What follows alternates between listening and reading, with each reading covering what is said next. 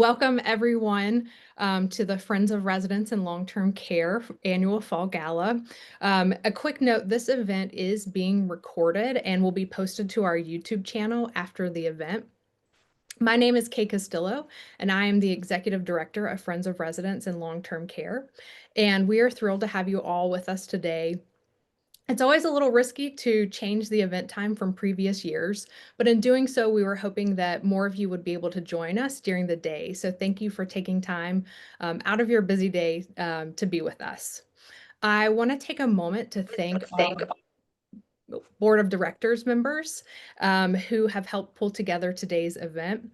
Our board works tirelessly year-round to ensure that we can put on events, advocate with state leaders, fundraise to help us carry out our mission to support residents, and much more. So thank you to all of our board of directors who are on the call today. And we would not have a successful event, of course, without our sponsors, both organizations and individuals. We especially want to thank our presenting sponsor, AARP North Carolina, our titanium sponsor, the North Carolina Seniors Health Insurance Information Program, and our platinum, gold, silver, and friends sponsors. Because of you, we can continue to carry out our mission to support, educate, and advocate, bringing the voices of long-term care residents to the table. Now we have a message from our presenting sponsor, AARP North Carolina. Hello, friends. I'm Mike Olander, State Director of AARP North Carolina and a proud sponsor of Friends of Residents. I'm sorry that I can't be with you in person there today. As you hear this, our team of staff and volunteer leaders from all across North Carolina are meeting here in Raleigh for a few days to plan our work for next year. But I am there with you in spirit. When it comes to caring for loved ones, it's good to know that you have a friend with Friends of Residents. Friends of Residents not only helps people get the quality care they deserve, but also helps family caregivers who want to ensure that their loved ones are under the best possible care and supervision. Speaking of family caregivers, I want to draw your attention to a new report being released by AARP next week called Caregiving in the U.S., Caring Across the States. There you will find the most up-to-date North Carolina statistics when it comes to paid caregiving, care intensity, healthcare interactions, and the cost of care. These statistics will be valuable when it comes to advocating for the support caregivers and residents need. To see the report or download a copy, simply visit aarp.org/NC after October 28th. I look forward to hearing more about some of the best practices in North Carolina and learning more about the amazing individuals in today's program. Once again, AARP thanks Friends of Residents for being a strong voice for families, caregivers, and residents of skilled nursing homes and assisted living communities. So thank you, AARP North Carolina, and we'll be sure to send out the new caregiver report when it's released next week. Now I want to talk about our theme for today's event, From the Mountains to the Coast, Quality Care No Matter Where. This theme was selected by our board of directors to honor the great work happening in long-term care to support residents across the entire state. There is so much happening at the federal and state levels that we want to recognize the good in long-term care happening at the local levels today. As part of this theme, we did a call for best practice stories, and you are going to hear from some of them in just a bit. Before we jump in, we want to share about some of the work of Friends of Residents in Long-Term Care. We are a nonprofit organization, and every dollar goes towards our mission to support residents and their families. This year, because of donors, we have been able to help residents and their family members through our hotline and through email. Sometimes this is for assistance in long-term care, looking for long-term care in the communities, how to get help in resolving an issue in a long-term care setting, and for those just seeking various needs or have long-term care questions. We are Friends of Residents in Long-Term Care, and we assist anyone that we can free of charge. This year, we've also continued to help educate community members about long-term care, and we've continued to advocate for residents and helping bring their voices and stories to lawmakers and state leaders. Here's a quick snapshot of the work that we've been able to do this past year with the support of donations. At the end of last year, with the help of Land of Sky Regional Council, we helped mail 500 holiday cards to residents in long-term care that were impacted by Hurricane Helene. In the community, we have provided community presentations to students at Duke University, at the North Carolina Association on Aging annual conference, to the North Carolina Medicaid Long-Term Care Services and Supports Forum. And we also hosted a webinar with our board of directors member, Dorian Sylvester, called Navigating Long-Term Care, Essential Legal and Financial Considerations, which is up on our YouTube channel in case you missed our event in May. We continue our advocacy efforts and helped host Aging Advocacy Day in May alongside the North Carolina Coalition on Aging and AARP North Carolina. And just yesterday, we helped support a day of action to discuss Medicaid rate cuts that are impacting aging services across our state, including a 10% rate cut to nursing homes. We continue our advocacy efforts every day to bring awareness to the needs of long-term care residents. One area we are focusing more on is bringing awareness to the complaint process for residents. This is something we believe must be strengthened, and that residents cannot wait to get help when they file formal complaints. Improving the system is one of our top priorities right now. I want to take a moment to recognize the work of our Public Policy Committee and our lobbyist, Ben Popkin. We have continued to meet with state leaders to advance our public policy agenda, supporting residents and their families. Our agenda, seen here, was pulled together with feedback from our members, our Public Policy Committee, and voted on and implemented by our Board of Directors this year. In doing that work, we have seen a number of bills introduced that we have supported. These that I'm going to talk about right here are ones that specifically support the long-term care ombudsman program, but we've certainly seen bills that support staffing and others who make a difference in the lives of residents. So the first bill I want to point out is Senate Bill 362, which is Strengthen the Long-Term Care Ombudsman Program. And this bill was inspired by our public policy priorities. It would increase funding to support the operational expenses of the long-term care ombudsman program. And it would fund 9 new full long-term care, regional long-term care ombudsman positions throughout North Carolina. And it also would call for a study to make recommendations to the long-term care ombudsman program and the system of community advisory committee volunteers supporting the program. 3 other bills related to this are House Bill 513, Strengthen Long-Term Care Ombudsman Program, which is very similar to the Senate bill. It just doesn't include that study language at the end. House Bill 343, Advocacy for Long-Term Care Residents, is a bill that would fund 4 long-term care ombudsman positions. And House Bill 979, update the volunteer system in for the long-term care ombudsman program. And this is legislation that a special subcommittee of members of Friends of Residents and Long-Term Care wrote. So they, for the past couple of years, kind of looked at what other states did for the volunteer program supporting the long-term care ombudsman program, and drafted some legislation which we got introduced into House Bill 979 this year.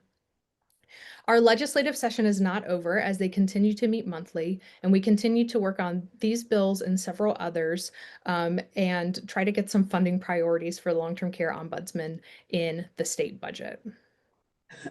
All of this work to support residents and their families, work in the community, and achieve quality long-term care is at the core of our mission. That is why this year we wanted to share several outstanding stories in hopes that it inspires others to get creative about supporting residents. We do have several speakers who are going to share what they have done to support residents. And first up, I'd like to introduce Courtney Shetley, who's the Assistant Director at Black Mountain Neuromedical Treatment Center, who is going to share, and she led the efforts to help get their residents to safety during the hurricane. So I'm going to turn it over to you, Courtney. Thank you very much. Yes, so I'm the assistant director at Black Mountain Neuromedical. We are one of three state-operated neuromedical treatment centers in the state, providing long-term care for folks with chronic and complex medical conditions that coexist with neurodevelopmental and or neurocognitive disorders. On September 27th of last year, as you all know, we experienced a historical event with Hurricane Helene. Just for some perspective as to where we're located, we are approximately a mile and a half from Swannanoa, North Carolina, which is the location that you've seen on the news and has been considered ground zero of the storm. And at the time of Helene, we were caring for 80 residents in the facility. And then next. So some of the impacts of Helene to our area for our facility on Friday when the storm started really, really early Friday morning. We experienced water damage to our facility starting around 4 o'clock in the morning in multiple areas. In particular, our third floor unit was receiving extensive damage. Around 6 a.m., we lost power and moved to full generator use. Access to our facility was blocked at both entrances due to downed trees. Around 10 o'clock that morning, we lost communication. That included internet, phone, very, very limited and intermittent cell service, which that actually lasted for the entirety of the first week. Also around 10 a.m., our building had complete water loss. As that day and then on into the weekend, we really started understanding the extent of the disaster. We sit kind of up on a hill, so we're a little bit of an island. We were only able to get information from the people who were able to get in or from other outside sources when we would get a little bit of internet or cell service. We had the National Guard show up with a sheriff's officer who actually used to work here. They were actually bringing community citizens to us who they were in the process of rescuing from some of the nearby neighborhoods.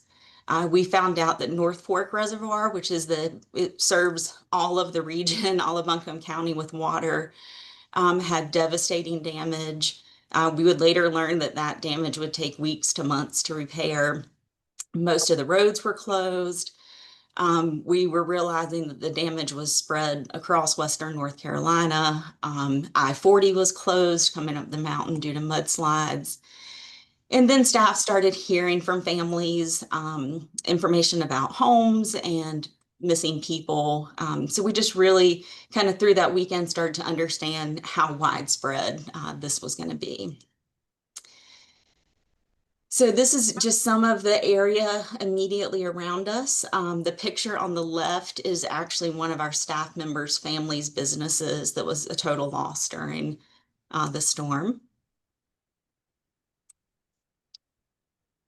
This is more photos of just the area immediately around us. I think in this one picture on the bottom left, that's one that on Sunday, our director of nursing, assistant director of nursing, and I were actually able to get out of the facility with someone who had a truck to look at the damage kind of surrounding us. And we saw this Jeep kind of wedged in a ditch and kind of talked about we had hoped that person was safe, but we really weren't sure. But with the way it was positioned in there, we actually found out a short time later that was one of our staff members. He luckily had been able to get out of the Jeep right as it was being washed away.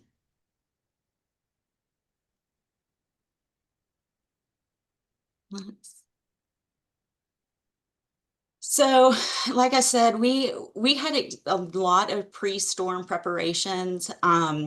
We had made sure that our water storage was full. We had filled up our generator, had multiple meetings. We had contacted some families ahead of time to let them know what was going on, and we felt really prepared. And it did help us with that strong foundation. But really, nothing could have prepared us for what we were getting ready to go through. We were really successful throughout the storm and post-storm, especially during recovery, because we kind of quickly adopted this idea of what could happen next, what can we make, and who do we know? So for what could happen next, every time it felt like every time something good would happen, we immediately went into, okay, well, what's the next bad thing that can happen? We had a water tanker arrive, and so we're like, okay, what might we run out of next? So we always try to stay a couple of steps ahead. We also looked at what we could make, remembering for that weekend, things couldn't get to us. I mean, the storm started super early Friday morning, and it wasn't until Monday that things were actually able to start getting to us. So we looked at, well, if we don't have it, what can we make for that? One of our big things was linen. If we run out of linen, what can we use or how can we clean the linen? One of our saving graces through all this is we looked at who do we know? Supplies can't get here, no one can get to us, but who do we know who's here? We were able to work with other sister facilities in the eastern part of the state to go ahead and look at putting in emergency orders so that as soon as the roads were passable, we would be able to get those supplies. And then we looked at all of our community connections. We had an employee who worked for a dollar store who was able to get approval from corporate for us to get distilled water that we really needed for our nutritional services. We found out we had an employee whose sister worked for FEMA. So we were able to get a direct line from our central office in Raleigh to FEMA. We knew someone who knew someone at Tractor Supply so we could get more storage water tanks. And again, all of this was just so important for us because nothing could get here since the roads were either impassable or unsafe until on into Monday.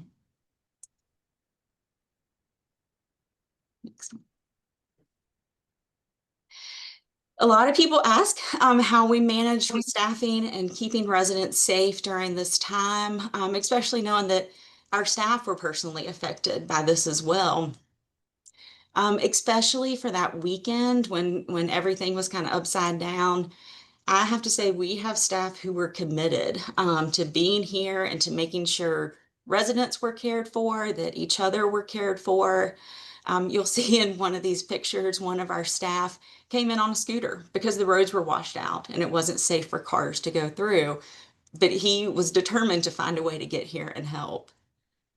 Um, all of the units felt like a normal day. I have to say, our staff supported each other. We gave each other moments off of the units to support each other. But when you walked onto a unit, activities still went to the best of staff abilities. Routines stayed the same. The mood was pretty upbeat.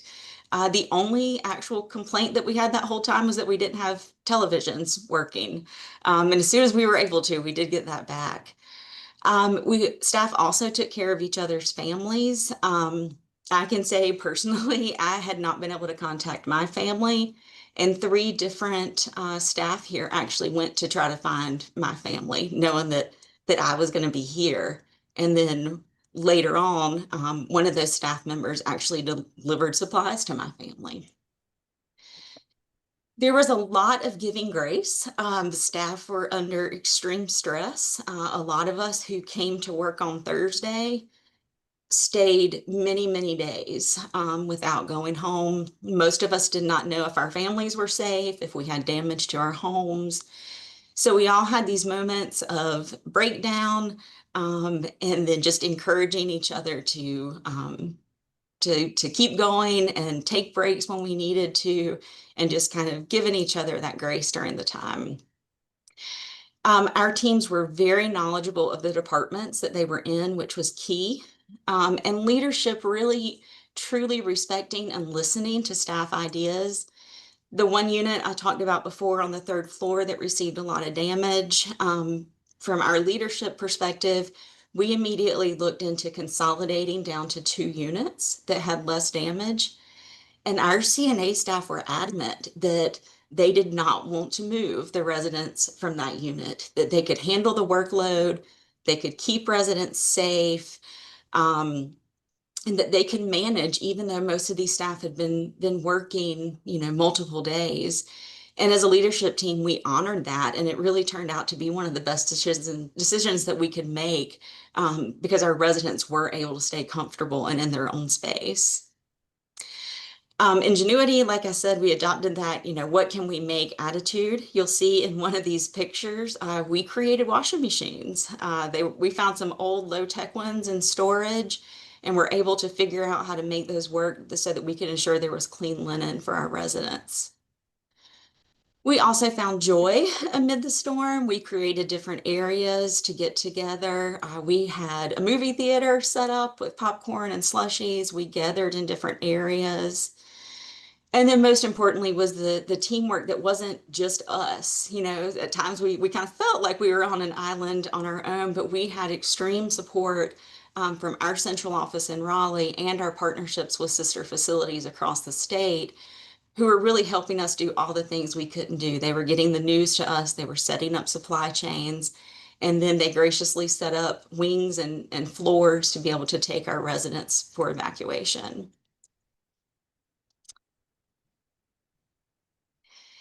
Communications with family during the time, like I said, we lost all communication here for all communication definitely for a day or two, and then it was a little more intermittent as time went on.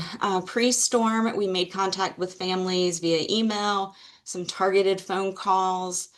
During the storm and throughout the week, we were fortunate to have folks with central office in Raleigh who could make that contact with resident families. There were mass communication messages sent out, letting them know that our communication was limited, but all residents were safe. Once we were able to establish some cell signal, then we started making calls as we could through here. Um, and then also the receiving facilities, once we evacuated, made sure to make many calls to family members, letting them know that they had arrived safely. And once we did evacuate our residents, a lot of our staff actually traveled to the eastern part of the state to see residents, to spend time with them, and making sure there was contact with families throughout that process.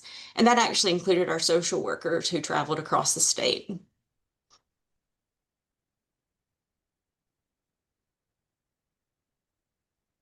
So on day 3 of the event on Sunday, it really became obvious that we were going to need to evacuate our residents. The water system damage was so extensive that a solid timeline could not be established. Ultimately, our facility did not have full water until November 18th.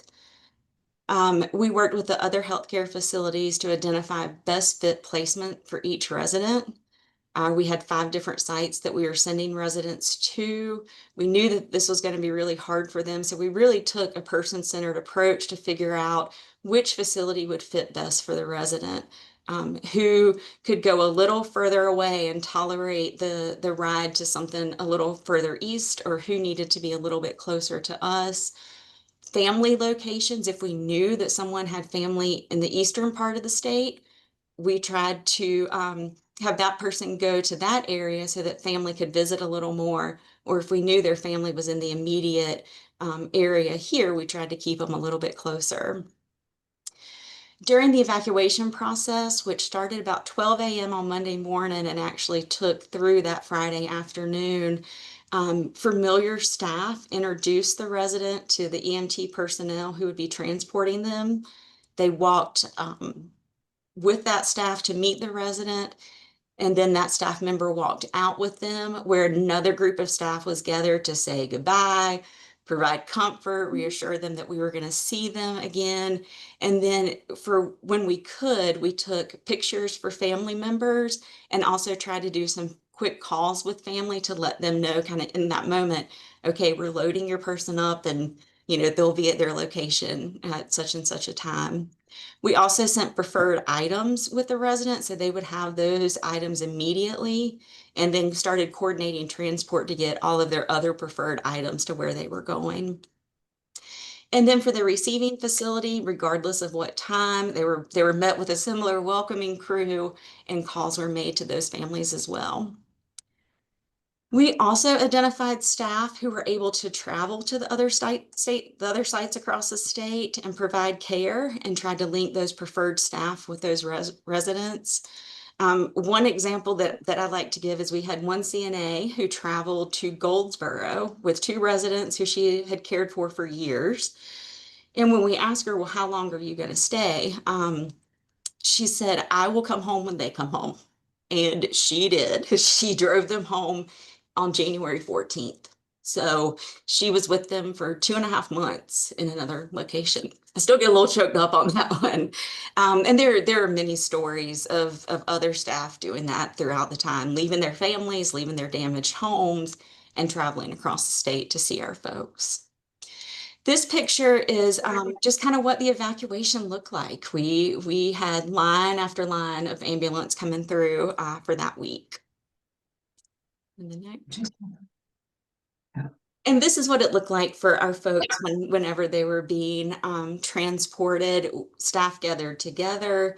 In this, you see pretty much every department here represented. We sang, we celebrated, we reassured. One of the most memorable moments from evacuation is we had gathered some residents and we were waiting for their transport, and one of the residents wanted to sing, and our chaplain led that group in Amazing Grace, which was very emotional for everyone, given we were in this beautiful weather at this point, but kind of surrounded by all this devastation and the weight of the week, but we were still having this great send off with Amazing Grace. And our residents, I'm happy to say, have all returned. We started returning folks on November 21st, which was the quickest that we could after getting water restoration. And our last residents returned on January 16th. We did a really staggered, slow return just to make sure that staffing was good and all the areas were completely restored and cleaned before we brought residents back home. And that's all. Thank you so much, Courtney, for being with us today, but especially for all you did to support residents and your staff during such a really difficult time. It's hard to think that that was a year ago and how much recovery has happened in that time and the time that we still have to go to recover. So thank you so much, Courtney. Thank you. Next, I'd like to introduce Lee Syria, who's the executive director of one of our sponsors, Every Age, who has two stories to share today. Both were submitted by two different facilities in her area. So, Lee? Thank you. Thank you, Courtney, for sharing your story. It's always remarkable to hear stories of perseverance after what happened last fall in the western side of the state. So I enjoyed hearing that. As Kay mentioned, I am with Every Age. Every Age is a not-for-profit senior living organization, and we serve over 3,100 older adults in North Carolina and Southeastern Virginia. We offer a range of programs, including continuing care retirement communities, affordable housing, adult day health programs, and programs of all-inclusive care for the elderly, or PACE. So I have two stories to share with you today. They're a little bit more lighthearted than the situation that Courtney's team had to endure. But the first is about a resident in one of our memory support areas of Abernathy Laurels, a CCRC in Newton, North Carolina, who had a dream granted through our organization's Grant a Dream program. This program enables residents to have special experiences that honor their personal interest or histories granted. Applications may be submitted from any of our team members or family members who think of dreams that a resident may enjoy having fulfilled with the support of local organizations or through our charitable foundation. This dream revolved around a resident named Tony Treadwell's lifelong passion for football, or obviously better known in the US as soccer.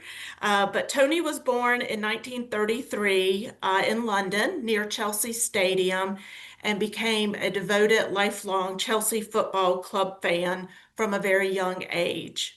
He played football in the streets during World War II, later joining local clubs and eventually becoming a certified referee, officiating professional and international matches, including games with legends like Pelé. After moving to the U.S. in 1968, Tony continued his involvement in football by coaching youth teams and inspiring his grandsons to play and support the Chelsea Football Club. In August of 2023, Tony became a resident at Abernathy Laurel's skilled nursing facility in our memory support area. But despite his cognitive and physical challenges, his love for football and for the Chelsea Football Club remains strong even to this day, and he can still sing the Chelsea theme song perfectly. So Tony's dream that we granted was enabling him to attend a Hickory Football Club match, and that he was able to do that in July. But I think made it even more special, we were able to engage the Hickory Football Club and let them know what we were doing. So they granted or donated extra tickets so that several members of his family, along with some of our caregivers that work with him, were able to attend it, as well as sending him back with a game jersey. So it was a very special day for him. And so we were happy to be able to do that. And those are some pictures I think we're sharing of Tony for you. So the next story I'd like to share with you is about a resident in a recent event that we had at Piedmont Crossing, our CCRC in Thomasville, North Carolina, where we were able to host a book launch and signing for Austin Conrad, who's a resident of the community. He's 103 years old, and his biographer, Jim Bruce. So Jim was inspired to write Austin's biography after meeting him at a lunch and being impressed by his memory and kindness. And so he wrote a book entitled A Century of Yesterdays. And it begins with stories of Austin's childhood memories, including the loss of his mother, and covers family stories, early life experiences, and his service during World War II. It also touches on his life after his wife's passing and his attempts to date again once he was a widow. The biography really aimed to preserve Austin's legacy and encouraging others facing challenges to persevere. So the biographer, Jim, shared the sentiment, quote, "We all die twice, once when our bodies die, and again when our stories are no longer told," emphasizing the importance of sharing life stories. And with Austin, I think, we are really approaching a period in our time with our generation where there's very few World War II vets that we can make sure that we carry on their stories. So because when his biography was being released, the community had a big celebration for it and did a book signing. And those are the pictures that you see that Kay is sharing. So with the help of his daughter, Sharon, and his grandson, Bo, he spoke to an assembled group of residents and family members and friends of the community. And he stated, quote, "I know some of you don't know me, but I've been here a long time. As you can see, I've been blessed. You can't imagine how proud I am to be here. There ain't too many people running around at 103 years old, chatting and telling stories. I hope I can see more years coming."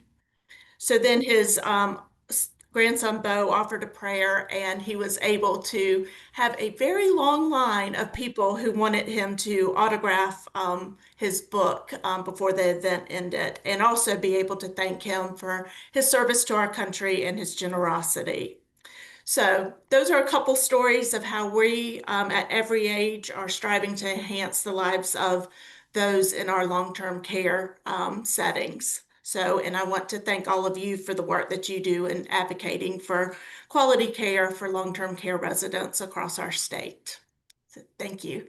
Thank you so much, Lee, for sharing these incredible stories supporting residents in ways that are important and meaningful to them. Next, I have a video And a few months ago, in one of our newsletters, we shared about these memory kits that several public libraries are offering across the state. And this information was a huge hit.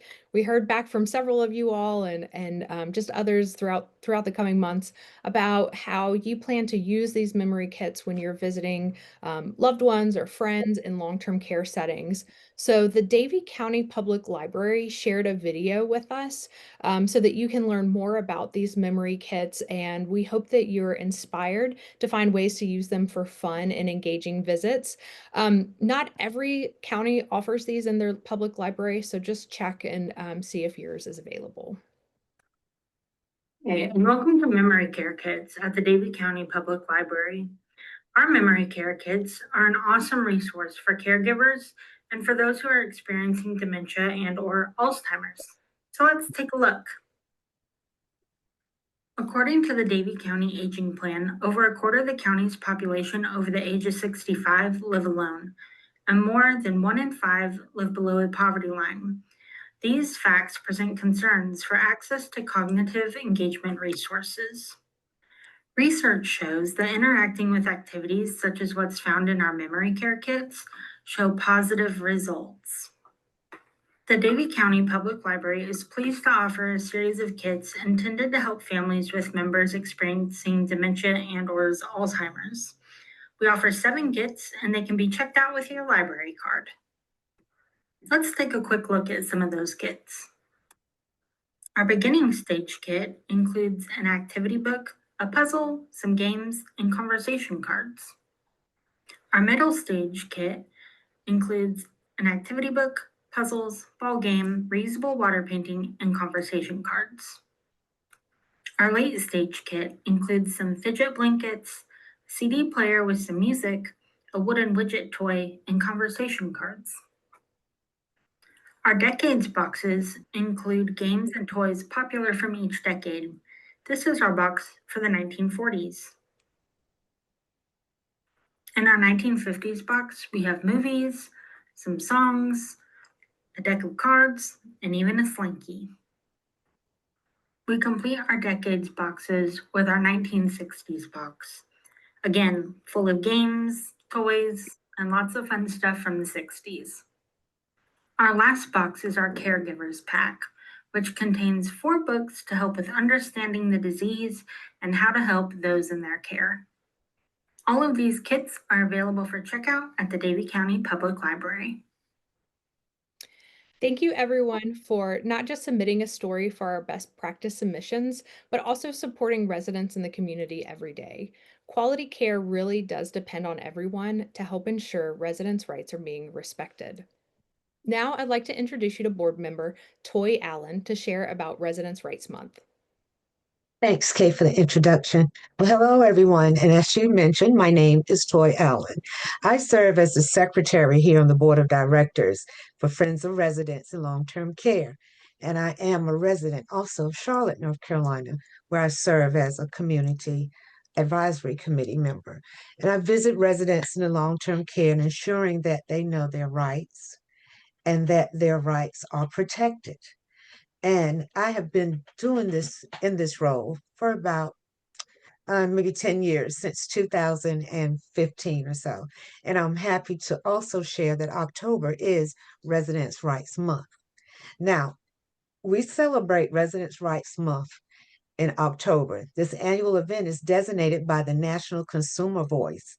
This year's theme is Stand With Me, and it highlights the importance of solidarity and supports the residents who stand up and advocate for their rights.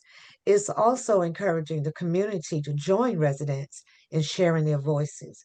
It highlights the values of residents having rights to self-determine and make their own choices. On Saturday, September the 27th, Governor Josh Stein signed a proclamation for North Carolina designating October as Long-Term Care Residents' Rights Month. This proclamation celebrates the 49,119 individuals living in nursing homes and the 31,840 individuals in adult care homes. It also honors those that work every day to protect the rights of each of these individuals. Now, in North Carolina, residents have rights. These are protected by the state law. Friends of Residents in Long-Term Care is working to protect residents' rights alongside the state and regional long-term care ombudsman and community advisory committees. So please visit Friends of Residents and Long-Term Care website to learn more about resident rights. Thank you. Thank you so much, Toy. Now I'd like to introduce board member and longtime supporter, Bill Lamb. Thank you, Kay. My name is Bill Lamb, and I'm the treasurer of Friends of Residents in Long-Term Care, and I also serve as chair of our Public Policy Committee. I'm so pleased today to introduce the presentation of the Sharon Wilder Advocacy Award.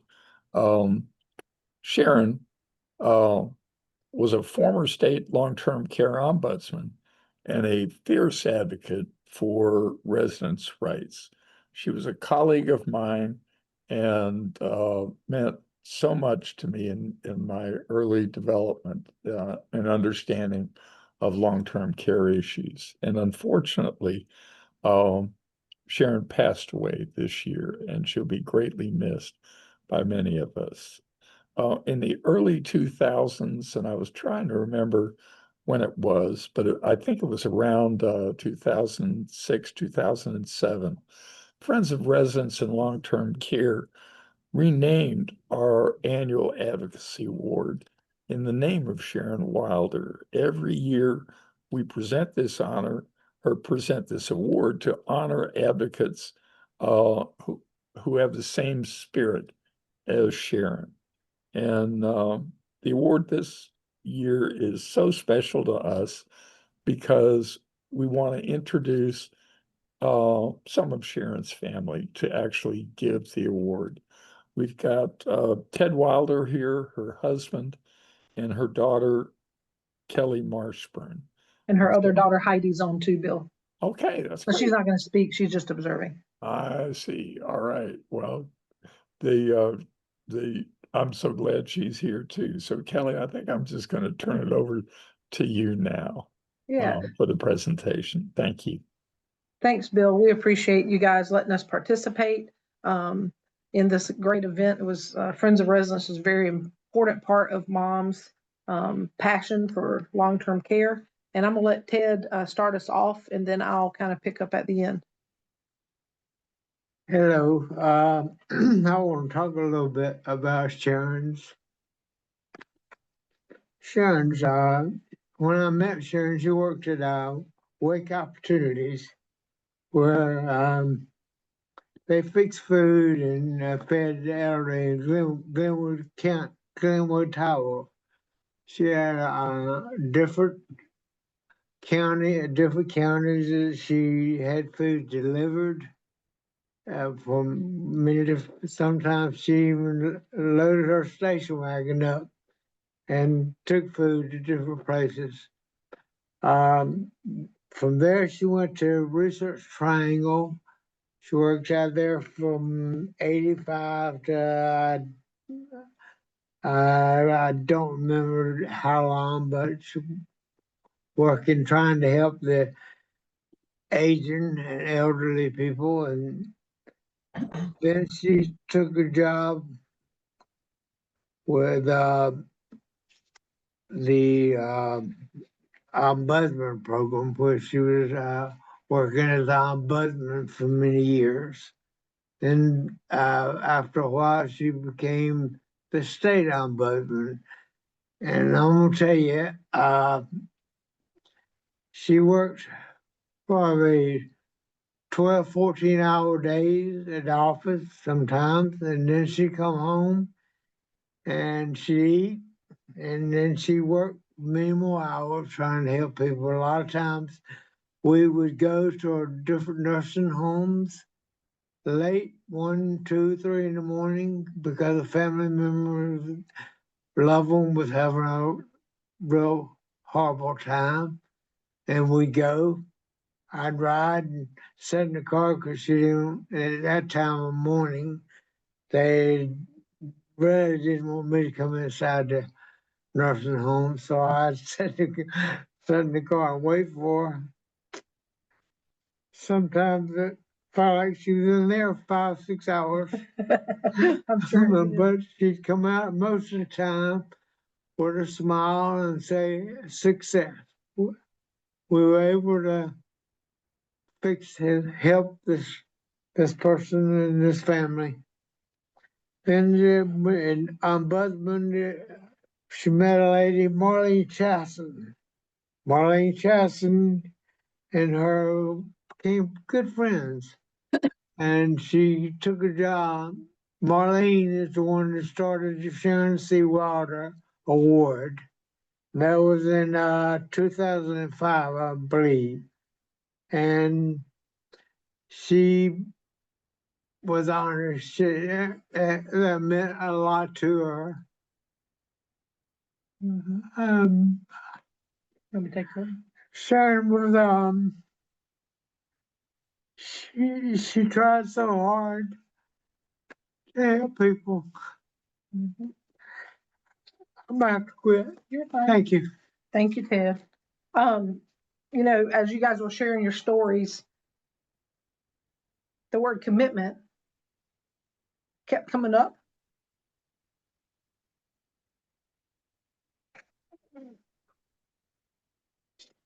Sorry.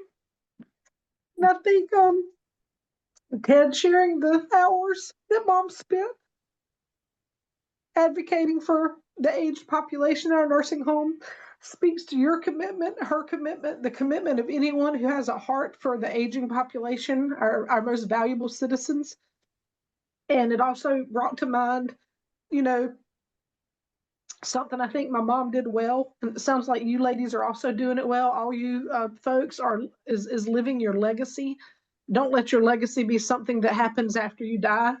Let your legacy be your life. And I think Mom did that. So this year, we're really excited to recognize, and sorry, ladies, we didn't mean to be emotional, but we're really excited to recognize two very outstanding advocates in the field of long-term care. Both of you ladies, I believe, knew my mom very well. And you guys worked alongside her in her efforts to support and advocate for residents in long-term care. And so we really are excited and just thrilled that you ladies are receiving the award. The first recipient that I'd like to introduce is Alice Hett. And Alice, I don't know if I said your last name right, and I hope I did. Alice is an outstanding advocate for residents in long-term care. She has 40 plus years in her career, which includes advocacy for residents in long-term care and nursing homes, assisted living at both the federal or at all the federal, state, and local levels. Thank you. Alice served as the executive director for the National Long-Term Care Ombudsman Resource Center from 1998 until 2004, when she became executive director of the National Citizens Coalition for Nursing Home Reform. And now she works with the National Consumer Voice. In both of these roles, Alice supported long-term care ombudsmen across the country. She empowered residents' voices and advocated with lawmakers in Congress to improve quality of care and quality of life in facilities. Alice also served as one of North Carolina's first long-term care ombudsman for 11 years in the 8-county Centralina Council of Governments. She introduced the new program to facility owners and worked with Community Advisory Committee volunteers to ensure that new nursing home reform law was implemented and that the rights of residents were upheld. My mom, Sharon Wilder, was also in this first group of North Carolina local ombudsmen. After retirement, Alice continued her lifelong passion to advocate for residents in long-term care. She currently serves on Friends of Residents in Long-Term Care's Public Policy Committee to support and improve policies that enhance the lives of long-term care residents in North Carolina. Because of her career, she is familiar with state and federal laws protecting long-term care residents and brings this knowledge to the table to help advocate for residents. So Alice, not only do we say thank you from our hearts, but we congratulate you. Congratulations, Alex. Thank you. Turn it over to you. Thank you. Do you want those? I think you have a chance to say some things if you'd like to. I'm very touched by your remarks. Sharon was in the first group of ombudsmen that I was in. And, you know, the state brought us all together. This was like 40 plus years ago. Mm. And the state provided training for 2 weeks on nursing homes and assisted living and Medicare and Medicaid. And they brought in owners of facilities, and they really gave us a lot of training. And at the end of 2 weeks, Sharon and I and Rosemary Hutchinson, who I think is on the phone, and the other new ombudsman, we looked at each other and we said, we have no idea what an ombudsman's supposed to do because nobody trained us in that. And fortunately, Rosemary had been similar to an ombudsman in Britain, and she had moved to this country. And so she helped train Sharon and I and others in what it meant to really be involved with residents in the community and visit them and be their advocate. And later we got some other training, but we were very, very green at that time. Yeah. And Sharon was one of those people that just stuck with it, and she just wouldn't give it up. And it was really hard in those days. I think all of us initially were part-time. I had 8 counties, 12,000 residents, and 150 volunteers. And that I was not in the biggest county. I think maybe Sharon was had many more responsibilities at that time. But anyway, I've been really blessed to know a lot of ombudsmen across the country through the years. And Sharon stands out for her absolute dedication to the residents. And that's what it's all about. And in my work, I've learned that it's easy to be a flash in the pan. It's easy to choose one issue and get TV coverage and news media and social media nowadays and talk to the politicians. But it's really hard to do this work day after day. Yeah. And month after month and year after year. And Sharon showed us all how to do that, right? And how to stick with it. And then she trained the newer ombudsman to do the same thing in North Carolina. So I think it's just wonderful, the families here. And I know that Sharon couldn't do this, couldn't have done it without your support. I just also want to say thank you to Lee and Courtney. You give us hope, because oftentimes we see the worst in facilities. And what we need to learn is internalize is how good quality care can be and quality of life can be. I was talking to Elma Holder this week, who actually got the nursing home reform law passed in 1987 and started the Coalition for Nursing Home Reform. And I said, what advice do you have? Because people are so discouraged right now. There's not enough staff. Residents are isolated, Medicaid's limited. And Elmas, I thought she was going to say, go visit residents.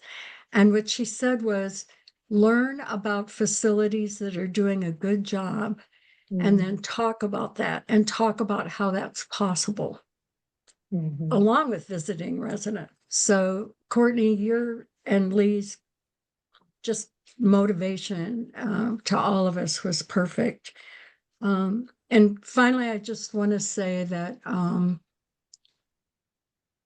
in these times where every day there's a hot topic on the news, every day, doesn't matter what political party you're on, there's all these news events just flashing at you that deserve attention. And what happens is the needs of residents in nursing homes and assisted living and the needs of older people and disabled people just get being pushed more and more and more to the side.